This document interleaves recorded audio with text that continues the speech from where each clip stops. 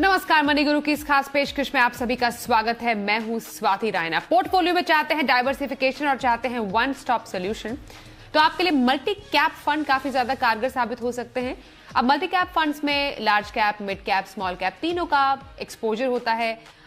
Minimum 25% तक का जो निवेश है मिड कैप फंड्स को करना पड़ता है, लार्ज, मिड और स्मॉल कैप में मल्टी कैप फंड्स को। अब मल्टी कैप फंड आपके पोर्टफोलियो में डाइवर्सिफिकेशन से कैसे आपको मुनाफा कमा के दे सकते हैं, अभी मल्टी कैप फंड में निवेश करने के फायदे क्या हैं, कैसे निवेशकों के लिए मल्टी कैप फंड सही है और क्या आपको करना चाहिए स्ट्रैटेजी के तौर पर अगर आपको डाइवर्सिफिकेशन अपने पोर्टफोलियो में लाना है, इस पर आज हमारी खास चर्चा है। शो का नाम है डाइवर्सिफिकेशन की मल्टी कैप स्ट्रैटेजी, और आज के शो में क्या खास है सबसे पहले जरा उस पर एक नजर डाल लेते हैं। आज हम शो में खास तौर पर समझेंगे क्या होते हैं मल्टी कैप फंड,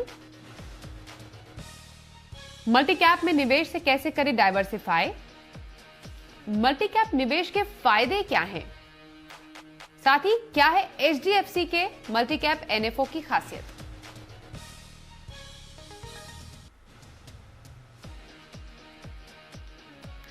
हमारे साथ अभी जो खास मेहमान शामिल हैं, सबसे पहले उनका परिचय करा देते हैं। क्षितिज महाजन, को फाउंडर कंप्लीट सर्कल कंसल्टेंट। क्षितिज, स्वागत है आपका शो में। और जैसा मैं शो की शुरुआत में कह रही थी, मल्टी कैप फंड के बारे में आज हम दर्शकों को बताने वाले हैं। बीच में कुछ बदलाव हुआ था, सेबी की तरफ से मल्टी कैप फंड और फ्लेक्सी कैप कैटेगरी को इंट्रोड्यूस किया गया था। काफी फंड से मल्टी कैप से फ्लेक्सी कैप में चले गए, मल्टी कैप में काफी फंड्स रह गए, तो थोड़ा सा कंफ्यूजन वहां पर जरूर हो गया था। तो बहुत ही बेसिक अंडरस्टैंडिंग के लिए मल्टी कैप फंड क्या होते हैं? स्वाति, बहुत बहुत धन्यवाद आपका। अगर बात करें फंड स्पेसिफिक, तो पहले ये हमारे जितने भी मल्टी कैप फंड्स होते थे, जो एक कैटेगरी थी, इसमें कोई कैप नहीं था कैटेगरी वाइज। जैसे मार्केट कैप होता है, लार्ज कैप, मिड कैप या स्मॉल कैप, उसमें कोई कैप नहीं था। सेबी ने 1.5 साल पहले डिफाइन किया कि अगर आप मल्टी कैप फंड लॉन्च कर रहे हैं तो वो अपने true sense of its meaning, जो मल्टी कैप होता है कि अक्रॉस कैटेगरी आप इन्वेस्ट करेंगे, तो उन्होंने डिफाइन किया कि लार्ज कैप, मिड कैप और स्मॉल कैप में 25% इंडिविजुअल होल्डिंग कम से कम होनी पड़ेगी। अब लार्ज कैप क्या होते हैं? इंडिया के जो भी टॉप की 100 कंपनीज हैं वो आपकी लार्ज कैप कंपनीज में आती हैं, तो मतलब 25% कम से कम एलोकेशन उन लार्ज कैप कंपनीज में होगा।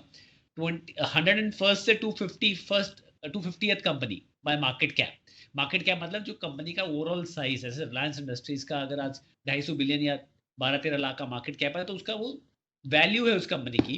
तो मार्केट कैप के हिसाब से 101 से 250th कंपनी जो आपकी है वो आपकी मिड कैप में आती है, तो 25% उन कैटेगरी ऑफ कंपनीज में इन्वेस्ट किया जाएगा, and 251st and onward companies आपकी स्मॉल कैप में आती है। तो सेबी ने क्लासीफाई किया, अगर एक फंड मल्टी कैप है और वो फ्लेक्सी कैप नहीं है, तो आपके पास कम से कम जो फंड मैनेजर है वो क्लाइंट को ट्रू टू लेबल, जिसे हम कहते हैं, 25% ईच इन तीनों कैटेगरी में डालेगा, और बैलेंस 25% की फ्लेक्सिबिलिटी रहेगी कि वो लिक्विड पोजीशन रखना चाहता है या लार्ज कैप हैवी होना चाहता है या स्मॉल कैप हैवी होना चाहता है, वो डिफाइन करेगा। तो एक ट्रू टू लेबल से भी ये कैटेगरी ने चेंजेस किए इस कैटेगरी में, और जो लोग इसमें नहीं जाना चाहते उनके लिए एक नई कैटेगरी फ्लेक्सी कैप निकाल दी, जब फ्लेक्सिबिलिटी दी फंड मैनेजर के हाथ में, डिपेंडिंग ऑन कि उनका क्या कन्विक्शन है, किस कैटेगरी में कन्विक्शन है, उस कैटेगरी में वो एलोकेट करें। तो आपने बेसिक एक नेचर बता दिया मल्टी कैप फंड का। क्षितिज, यहाँ पर रिस्क की बात होती है हमेशा। हमने देखा है कि स्मॉल कैप फंड में रिस्क ज्यादा होता है, जोखिम ज्यादा होता है। Large cap for longer term और स्टेबिलिटी के हिसाब से, स्थिरता के हिसाब से पोर्टफोलियो में अच्छे साबित होते हैं। तो रिस्क के हिसाब से मल्टी कैप फंड का जो एक नेचर है वो किस तरफ है? वो भी एडजस्ट होता है और फंड मैनेजर इस बात का ख्याल रखता है कि लार्ज कैप की स्थिरता भी मिले और जो स्मॉल कैप है उसका भी ज्यादा से ज्यादा फायदा मिले निवेशकों को। स्वाति, अगर आप रिस्क रिटर्न मैट्रिक्स पे बोलेंगे तो प्योर लार्ज कैप और फ्लेक्सी कैप के ऊपर आएगा ये, क्योंकि कम वॉट में इसमें 25% आपको मिड कैप और स्मॉल कैप में रखना ही पड़ेगा, एलोकेशन देना ही पड़ेगा। और ज़्यादातर मल्टी कैप फंड, जो एग्जिस्टिंग मल्टी कैप फंड्स हैं, उसमें आपने ट्रेंड देखा है कि 44-45% लार्ज कैप ओरिएंटेड ही हैं वो फंड्स, और बाकी के जो एलोकेशन है वो मिड कैप और स्मॉल कैप में है। और लार्ज कैप से ऑब्वियसली जो सबसे बड़ी कंपनीज हैं कंट्री की, उससे पोर्टफोलियो में बहुत स्टेबिलिटी, जो आप स्थिरता की बात कर रहे हैं, वो स्थिरता मिलती है। मिड कैप कहने को मिड कैप है, पर मिड कैप सेक्टर की भी कंपनीज काफ़ी हद तक, अगर आप उसका मार्केट कैप देखेंगे तो कोई 40-45 हज़ार करोड़ से लेके कोई 15-16 हज़ार करोड़ तक आपका मिड कैप सेक्टर है वहाँ पे, और अच्छे साइज की कंपनी है। And Swati, just to share, जितने भी कुछ ऐसे सेक्टर्स हैं जहाँ पे लीडर्स जो हैं वो मिड कैप ही हैं, चाहे वो टाइल मैन्युफैक्चरिंग में कजारे ले लीजिए, डीमैट होल्डिंग्स में अपना ओपनिंग अकाउंट ओपनिंग में आप CDSL ले लीजिए, या म्यूचुअल फंड में आप निपॉन ले लीजिए, या लाइफ इंश्योरेंस में ICICI लोम्बार्ड ले लीजिए, या HDFC लाइफ ले लीजिए। ये सारी कैटेगरी ऑफ कंपनी जो अपने सेक्टर में लीडर हैं, ये सारी कंपनी जो है वो मिड कैप कंपनीज ही हैं। So mid cap doesn't mean कि मिड कैप कोई खराब कंपनी है, बट द ग्रोथ जो एक्सपेक्ट कर सकते हैं मिड कैप कंपनी से, वो लार्ज कैप से काफ़ी फास्ट होती है, क्योंकि साइज छोटा होता है कंपनी का और स्कोप बहुत बड़ा होता है। तो आई थिंक मिड कैप वो ऐड करता है, स्मॉल कैप अपॉर्चुनिटी देता है फंड मैनेजर को कुछ अच्छे पर्ल्स और अच्छे बिजनेसेस को चूज करने का, जो आने वाले टाइम में काफ़ी बड़े हो सकते हैं। सो ये बिजनेसेस वो बिजनेसेस हैं जो आने वाले टाइम में एज ए सेक्टर अपॉर्चुनिटी बहुत बड़ी देते हैं, एंड एज ए कंपनी एक बहुत कंप्लाइंट तरह की कंपनीज होती हैं, जहाँ पे पूरा ड्यू डिलिजेंस करने के बाद फंड मैनेजर उनको लेता है। तो एक तरह से बोल सकते हैं, अगर आपके पास लॉन्ग टर्म होराइजन है 6-7 साल का, तो बेस्ट ऑफ ऑल 3 वर्ल्ड्स एक अच्छा फंड मैनेजर लेके आ सकता है। और उस कॉम्बिनेशन में ये बिकॉज मिड और स्मॉल कैप में एलोकेशन है, इसमें ये रिस्क रिटर्न मैट्रिक्स में थोड़ा सा ऊपर आता है। ओके, चलिए, हमारे साथ एक और मेहमान शो में शामिल हो चुके हैं, गोपाल अग्रवाल। ये है senior fund manager HDFC AMC। Gopal ji, आपका बहुत स्वागत है मनी गुरु में। अभी आपके ज्वाइन करने से पहले क्षितिज से मैं मल्टी कैप फंड्स के बारे में दर्शकों के समझ के लिए उसकी बारीकियां समझ रही थी। अगर हम करंट सिनारियों की बात करें तो मल्टी कैप फंड क्यों? हमने ये तो समझ लिया मल्टी कैप फंड होते क्या हैं, पर एक निवेशक के मन में ये भी सवाल उठता है कि वाई मल्टी कैप। तो मैं आपसे समझना चाहूंगी आसान भाषा में कि एक मल्टी कैप फंड क्यों? धन्यवाद। जैसे कि मल्टी कैप फंड में जो है लार्ज, मिड और स्मॉल सभी का समावेश होता है। और जैसे कि अपन देख रहे हैं कि जो इंडियन इकोनॉमी है, जिसमें कि ग्रोथ रिवाइवल हो गया है, और इस बार जो है वेरियस एजेंसी का एस्टिमेट है कि अब 9% GDP ग्रोथ रहेगा, और नेक्स्ट ईयर भी अब 7% ग्रोथ रहेगी। तो broad basing of economic growth जो हम अपने इकोनॉमी में देख रहे हैं, और साथ साथ जो हमारी जो है फिस्कल स्टेबिलिटी जो कंट्री में आई है, जहाँ तक हमारे फॉरेक्स रिजर्व्स का हिसाब किताब है या तो लिक्विडिटी है सिस्टम में, तो इसको यदि आप देखेंगे, और गवर्नमेंट का जो फोकस है मैन्युफैक्चरिंग वगैरह में, तो इससे मुझे लगता है कि इकोनॉमिक की जब भी ब्रॉड बेसिंग ऑफ ग्रोथ रहती है, तो उस समय जो है तीनों जो सेगमेंट होते हैं, मार्केट कैप सेगमेंट होते हैं मार्केट के, वो लगभग अच्छा परफॉर्म करते हैं। तो ये समय जो चल रहा है इंडियन इकोनॉमी का, जो वो मल्टी कैप फंड के लिए काफी अच्छा समय है। पर ये मैं जरूर कहना चाहूंगा कि इन्वेस्टर को कभी भी इन्वेस्ट करते समय खाली शॉर्ट टर्म का आउटलुक देखना नहीं चाहिए। ओके गोपाल जी, यहाँ पर एक बहुत इंपॉर्टेंट जो निवेश का एक फाउंडेशन होती है, जिसको हम डाइवर्सिफिकेशन कहते हैं, वो मल्टी कैप के थ्रू काफी हद तक अचीव की जा सकती है। पहले मैं आपसे समझना चाहूंगी कि जब हम निवेश में डाइवर्सिफिकेशन की बात करते हैं तो इसकी इंपॉर्टेंस क्या है? हम क्यों कहते हैं कि आपको एक निवेश में डाइवर्सिफाई करना चाहिए? और इसको मैं एक मल्टी कैप फंड के कॉन्टेक्स्ट में भी निवेशकों के लिए आपके जरिए एड्रेस करना चाहती हूँ।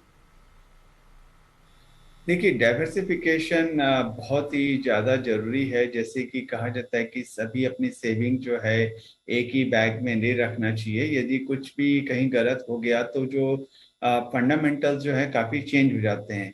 फॉर एग्जांपल के लिए सपोज आपने यदि पूरा ही पैसा जो है, फॉर एग्जांपल अपन ने जैसे कहा कि आपने सपोज IT सेक्टर में ही लगा दिया है, तो अब यदि फॉर एग्जाम्पल यदि सिचुएशन जैसे है कि यदि रुपी स्टार्ट हो जाएगा अप्रिशिएट करने का, US की इकोनॉमिक ग्रोथ स्लो डाउन हो सकती है, ऑयल प्राइस क्रैश हो सकते हैं, तो वो सिनेरियो में जनरली क्या होता है कि suppose IT sector under perform कर सकता है।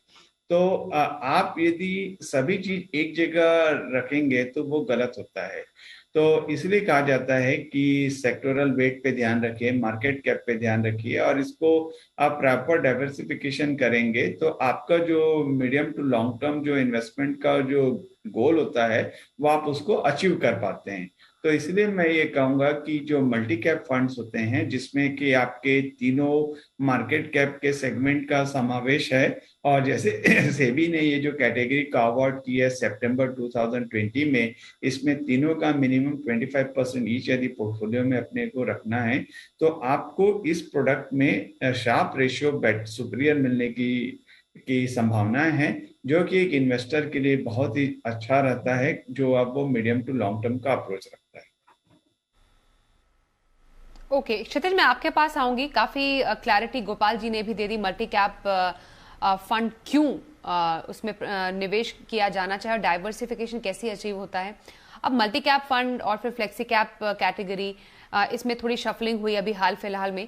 किसी को मल्टी कैप फंड चूज करना है और हमें मालूम है कि ऑलरेडी मार्केट में कुछ मल्टी कैप फंड जरूर हैं, लेकिन मल्टी कैप फंड की पहचान एक निवेशक को कैसे हो, कैसे मालूम किया जाए कि एक डाइवर्सिफिकेशन के लिए एक अच्छा मल्टी कैप फंड उसे कैसे सिलेक्ट करना है?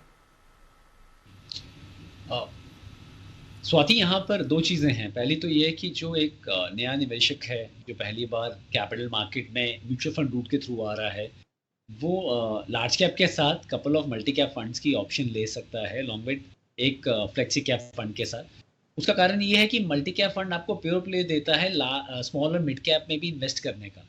तो एक इंडिविजुअल लेवल पे एक नए इन्वेस्टर के लिए जो अभी मार्केट में नया है या अभी एक डेढ़ साल ही हुआ है, प्योर प्ले स्मॉल और मिड कैप फंड में लगाने से बेटर है कि वो मल्टी कैप फंड में लगाए, क्योंकि स्मॉल और मिड कैप में एटलीस्ट 65% पोर्टफोलियो का आपको कम से कम उस वेटेज में रखना पड़ेगा। यहाँ पे 25% है। तो एक तो ये जरिया है कि जहाँ पे आपके पोर्टफोलियो में गैप आ रहा है कि आपने लार्ज कैपिश ओरिएंटेड फंड्स लिए हुए हैं, और काफ़ी फ्लेक्स कैप फंड भी जो हैं वो 80% प्लस लार्ज कैप में ही है। तो उस सिचुएशन में मल्टी कैप एक बहुत अच्छा फिटमेंट आता है, जहाँ पे ओवरऑल पोर्टफोलियो जो है वो लार्ज कैप, मिड कैप और स्मॉल कैप का मिक्स है, but at the same time 50% at least आपको एलोकेशन स्मॉल और मिड में मिल रहा है। ओवरऑल पोर्टफोलियो लार्ज कैप, जैसे कि आपने बोला, स्थिरता देता है पोर्टफोलियो को, तो उससे बहुत फर्क पड़ता है जो एक नया क्लाइंट है या जो सम्मान जो ज़्यादा रिस्क नहीं लेना चाहता है स्मॉल और मिड कैप में आके। दूसरा, जब आप देख रहे हैं कि कब कैसे चुनने हैं फंड्स यहाँ पे, तो ऑलरेडी मार्केट में एग्जिस्टिंग काफ़ी मल्टी कैप फंड्स हैं। अब उसमें भी इंटरेस्टिंग ये है कि कुछ फंड्स ऐसे हैं, जैसे आप ICICI का ले लें या बिरला का ले लें, जो लार्ज कैपिश ओरिएंटेड है, जहाँ पे 44-45% लार्ज कैप सेक्टर में है। वहीं आप इंडिस्को को ले लें, वहाँ पे स्मॉल कैप में 42% है। तो डिपेंडिंग ऑन आपका फिर रिस्क एपेटाइट कितना है, आप ये भी देख सकते हैं कि किस कैटेगरी में कितना परसेंटेज है। और डेटा अवेलेबल है, ट्रांसपेरेंट, आपका इंटरनेट पे अवेलेबल है। आप रिस्पेक्टेड म्यूचुअल फंड साइट पर जा सकते हैं, या फिर आप डिपेंडिंग ऑन किस पोर्टल पे आप कर रहे हैं वहाँ पे देख सकते हैं। तो आपको आपका रिस्क एपेटाइट एक फंड के अंदर भी डिफाइन हो सकता है, बिकॉज हर फंड मैनेजर का एक डिफरेंट स्टाइल है। अब गोपाल हैं यहाँ पर, उनका एक अपना स्टाइल होगा। सिमिलरली जो आदित्य बिरला के, उनका अपना स्टाइल है। इन्वेस्को में ताहिर है, उनका अपना स्टाइल है। तो डिपेंडिंग ऑन किस तरह का स्टाइल आप लेना चाहते हैं। आप large capish oriented multi cap fund लेना चाहते हैं तो आप ये वाले लें, स्मॉल कैप वाला लेना चाहते हो तो उसकी ऑप्शन भी है, बट मिनिमम 25% तो रहेगा तीनों कैटेगरी में। तो ये दो वेज हैं जिसके थ्रू आप depending on your risk appetite and your time horizon आप फंड चूज कर सकते हैं। ओके और गोपाल जी, मैं इनफैक्ट आपसे इस पर एक वैल्यू एडिशन चाहती हूँ कि एक निवेशक के लिए कई बार डिफिकल्ट हो जाता है समझना कि मैं एक मल्टी कैप फंड में क्या देखूं। अब मल्टी कैप फंड्स की अपनी खासियत है, और मैं इनफैक्ट चाहूंगी कि पिछले 15 साल का एक डेटा हमने दर्शकों के लिए निकाला है, किस तरीके से मिड कैप, स्मॉल कैप और जो निफ्टी 100 ट्राई है उसका प्रदर्शन पिछले 15 साल का रहा है। तो पिछले प्रदर्शन के हिसाब से या कौन सी क्राइटेरिया के हिसाब से और भी एक जो निवेशक है वो क्लियर माइंडेड हो सकता है किसी फंड यानी may be multi cap fund को चूज करने के पीछे? देखिए कि जैसे कि आपने भी जो स्टडी में हमने देखा कि पिछले 16 साल का जो हमने डेटा निकाला है उसमें लगभग 6 साल जो है लार्ज कैप फंड्स जो है बेस्ट परफॉर्मिंग थे, 3 years mid cap fund best performing segment था, और 7 इयर्स जो थे small cap segment best performing था। तो जैसे कि अपन देख सकते हैं कि 16 साल में कभी भी एक पर्टिकुलर सेगमेंट जो है मार्केट का कंसिस्टेंट आउट परफॉर्म या बेस्ट परफॉर्म नहीं किया है, तो जिसमें वाइडली डिस्पर्स है बिटवीन लार्ज, मिड और स्मॉल में। तो ये जो मल्टी कैप फंड होता है, ये आपको एक प्लेटफॉर्म देता है जहां पर आपको ये तीनों कैटेगरी एक ही प्रोडक्ट में मिनिमम 25% एलोकेशन के साथ मिलती है, जो काफी अच्छा है। साथ साथ मैं आपको एक बताना चाहूंगा कि जो पिछले 10 साल का यदि हम लोग रिकॉर्ड देखते हैं, तो जनरली क्या हुआ है कि इस पीरियड में अपने इकोनॉमी में काफी वॉलेटिलिटी देखी है। इसी कारण जो है नियर टर्म में लार्ज कैप का जो परफॉर्मेंस है वो सुपीरियर दिखता है। तो अभी जैसे मैं कहूँगा कि 2013-14 में जो टेपर टेंट्रम हुआ था, उस समय जो है हमारी इकोनॉमी जो है फ्रेजाइल 5 के आसपास पहुंच गई थी। उसके बाद आप सितंबर 17 में जो IL&FS क्राइसिस के बाद जो है आपने जो है डेट मार्केट में काफी अफेवल देखा और रोल ओवर ऑफ डेट भी काफी मुश्किल हो गया था, जिसमें कि AA और A कैटेगरी कंपनियों के जो है क्रेडिट स्प्रेड जो है काफी वाइडन हो गए थे। इसके कारण आपने मिड एंड स्मॉल कैप में काफी ब्लडबाथ देखा। उसके बाद आपका GST डिमॉन और आपका US चाइना ट्रेड वॉर का भी इम्पैक्ट था। तो अभी ये मैं कहूँगा कि ये जो अपनी ये जो हिस्ट्री में जो हुआ है, यदि आप इसको रोल फॉरवर्ड करने की कोशिश करेंगे, तो जो संभावनाएं जो आज जो दिख रही है, वो ये कहती है कि इंडिया का जो है इकोनॉमिक आउटलुक काफी बेटर है। तो में पहुंच गए हैं। हमारा फॉरेक्स रिजर्व के साथ हमारा इंपोर्ट कवर लगभग 15 के आसपास का पहुंच गया है। आज पूरा वर्ल्ड जो है डिकार्बोनाइजेशन की तरफ जा रहा है, और जिसमें कि एनर्जी जो है फॉसिल फ्यूल से वो रिन्यूएबल सोर्स की तरफ जा रहा है। यदि आप ये सब को ट्रैक करेंगे और गवर्नमेंट का फोकस जो मैन्युफैक्चरिंग में है, जिससे कि इंपोर्ट बिल पे भी काफी जो है उम्मीद है कि रिजनेबल रहेगा। साथ साथ जो हमारा एक्सपोर्ट पे फोकस भी चल रहा है, तो मुझे ये लगता है कि आने वाला जो समय है रिलेटिव बेसिस पे काफी स्टेबिलिटी प्रोवाइड करेगा। और इसी कारण इस पीरियड में यदि आप मल्टी कैप फंड में लेंगे, तो डेफिनेटली तीनों सेगमेंट एक साथ तो अच्छा परफॉर्म नहीं करेंगे, कोई कभी अच्छा करेगा, कोई खराब करेगा, परंतु आपका जो आउटकम है, यदि आप 5 साल का व्यू लेते हैं, तो वो मुझे लगता है कि आपका जो है आउटकम अच्छा होने की ज्यादा संभावना है। मल्टी कैप फंड पर कर रहे हैं खास चर्चा। हमारे साथ 2 खास मेहमान हैं, उनसे कर रहे हैं बातचीत। और हमारे साथ गोपाल अग्रवाल है, ये है senior fund manager HDFC AMC, और कंप्लीट सर्कल कंसल्टेंट के को-फाउंडर क्षितिज महाजन। Gopal ji, multi cap fund एक नया HDFC लेकर आया है, आप उसके फंड मैनेजर भी हैं। मैं आपसे इस NFO की खासियत समझना चाहती हूं, और इनफैक्ट आपने बताया जरूर कि अभी मल्टी कैप क्यों, खासतौर पर इस NFO की क्या स्पेशल फीचर्स हैं? देखिए, ये जो NFO हमने लॉन्च किया है नवंबर 23 को, और ये दिसंबर 7 तक चलेगा। इस फंड को हम के में जो है, जैसे कि जो हमारे को मैंडेट है कि मिनिमम 25% ईच जो है तीनों मार्केट सेगमेंट लार्ज, मिड और स्मॉल में हम इन्वेस्ट करेंगे। साथ साथ हमने इन्वेस्ट इनेबलिंग प्रोविजन लिया है कि हम कुछ पैसे जो हैं REIT या InvIT में भी डाल सकते हैं, फंड ऑफ फंड में भी इन्वेस्ट कर सकते हैं, या किसी अदर म्यूचुअल फंड स्कीम्स में भी इन्वेस्ट कर सकते हैं। तो काफ़ी ब्रॉड जो है प्रोविजनिंग है रिमेनिंग 25% के लिए। पर जहां तक जो फंड की कोशिश ये रहेगी कि वो मार्केट सेगमेंट लार्ज, मिड और स्मॉल में ही अधिक से अधिक पैसे को इन्वेस्ट कर सके। ओके क्षितिज, एक बात बताइए, NFO जब आता है तो definitely open ended, close ended NFOs होते हैं। ओपन एंडेड में आप बाद भी सब्सक्रिप्शन पीरियड बंद होने के बाद भी निवेश कर सकते हैं। स्पेशली NFO जो है, न्यू फंड ऑफर है, वो कैसे निवेशकों के लिए है? स्वाति, इसमें 2 चीज़ें हैं। एक तो HDFC बहुत अच्छा फंड हाउस है, गोपाल अग्रवाल का अपना ट्रैक बहुत अच्छा है, बट मैं फिर भी बोलूँगा वही क्लाइंट कंसिडर करें इस फंड को जहाँ पे उनके पोर्टफोलियो में गैप है। कोई फंड्स अगर किसी के पास मल्टी कैप नहीं है, वो ऐड करना चाहते हैं, तो कंसिडर करें। अब बात रही NFO में इन्वेस्ट करने की, अगेन नीड बेस है, जिसको ज़रूरत है वो इन्वेस्ट करे।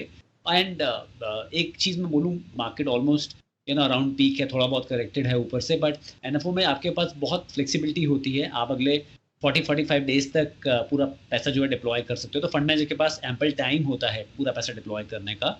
सो आई थिंक वन, जहाँ पे आपका गैप है, आपके पास मल्टी कैप फंड नहीं है, वहाँ पे ऐड करें। एट द सेम टाइम अपने एंड पे ड्यू डिलिजेंस करें। एग्जिस्टिंग फंड्स भी हैं जो बहुत अच्छा कर रहे हैं।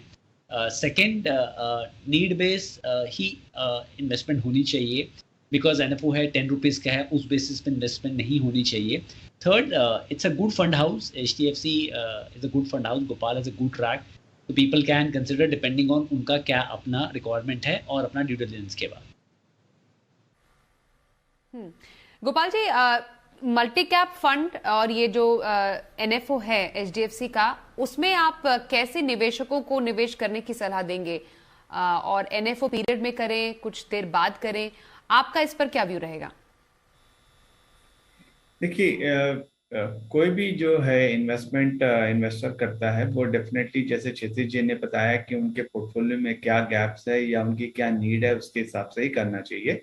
मैं इस बात को जरूर ऐड करूंगा कि ये जो नई कैटेगरी आई है मल्टी कैप की, ये बहुत ही अच्छी कैटेगरी है। इसमें तीनों मार्केट कैप का अच्छा समावेश है। और जो इंडिया का इकोनॉमिक आउटलुक जो दिख रहा है, ये बताता है कि शायद हमारे देश में है broad base economic growth momentum चलते रहेगा। यदि जनरली, जैसे मैंने कहा कि पिछले 16 साल की जो स्टडी ये बताती है कि जब भी इकोनॉमी में इंटरेस्ट रेट, लिक्विडिटी दोनों कंफर्टेबल रहती है और broad base of earning economic growth रहती है और क्रेडिट कॉस्ट जो है वो रिड्यूस रहती है, तो हम देखते हैं कि जो है मिड एंड स्मॉल बहुत अच्छा करते हैं। और जब ये सिचुएशन रिवर्स होती है तो पैसा सेफ्टी की तरफ चले जाता है और उस समय लार्ज कैप आउट परफॉर्म करता है। तो अब यदि आप इन चीजों को, यदि आप रियल लाइफ में आप इसको एसिमुलेट करेंगे और इसको रोल फॉरवर्ड करेंगे, तो आप ये देखेंगे कि जो अपना आउटलुक काफी अच्छा है। और मैं ये कहूँगा कि ये कैटेगरी जो है आपको जो है स्ट्रेट जैकेटेड वे पे असेट एलोकेशन को डिसिप्लिन बताती है फंड मैनेजर को कि आपको मिनिमम 25% रखना ही है। तो और ये काफी अच्छा है। और मेरे हिसाब से इन्वेस्टर को जहां पर भी गैप्स हैं, और एक कॉमन रिटेल इन्वेस्टर को जरूर ये प्रोडक्ट को देखना चाहिए। और साथ साथ मैं ये कहूंगा, यदि आप इस प्रोडक्ट का रियल आपको एडवांटेज चाहिए, तो आपका इन्वेस्टमेंट होराइजन जो है लगभग 5 साल या उससे ज्यादा होना चाहिए। बिल्कुल, बहुत शुक्रिया गोपाल जी। और क्षितिज, आप हमारे साथ मनी गुरु की आज के इस खास पेशकश में शामिल हुए। Multi cap category, multi cap निवेश और नए एनएफओ के बारे में आज हमने चर्चा की है। एक बार फिर से धन्यवाद करेंगे हमारे खास मेहमानों का। और मनी गुरु की इस खास पेशकश में बस इतना ही। रुकेंगे एक ब्रेक के लिए, खबरों का सिलसिला जारी रहेगा। देखते रहिए जी बिजनेस।